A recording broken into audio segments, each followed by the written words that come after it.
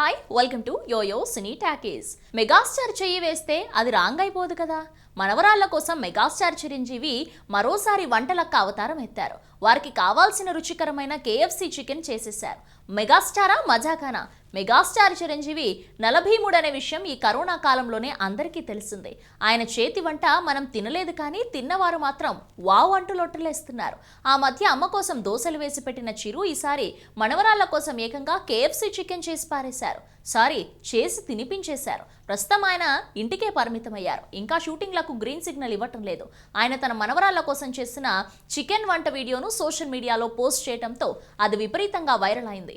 ఆదివారం కదా, బోరు కొడుతోంది, ఏం చేద్దామంటూ నిన్న మనవరాళ్లతో కూర్చొని మాట్లాడుతూ వీడియో మొదలు పెట్టేశారు. ఆయనతో ఇద్దరు మనవరాళ్ళు ఉన్నారు. ఒకరు సుష్మిత కూతురు, ఇంకొకరు శ్రీజ పెద్ద కూతురు ఉన్నారు. సుష్మిత కూతురు బయట నుంచి KFC చికెన్ తెచ్చుకుందాం అంటుంది.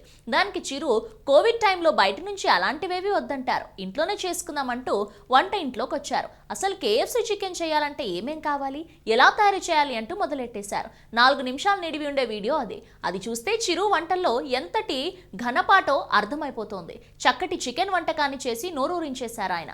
మెగాస్టార్ చిరంజీవి మనవరాలు కూడా తాతకు మించిన వారిలానే ఉన్నారు. వారు తాతకు వచ్చేయి అందచేసి తమకు కావాల్సిన చికెన్ తినేశారు. మీరు కూడా ఈ వీడియో చూసి ఎలా చేయాలో నేర్చుకోండి మరి. పైగా చిరంజీవి ఓ ట్విస్ట్ కూడా ఇచ్చారు.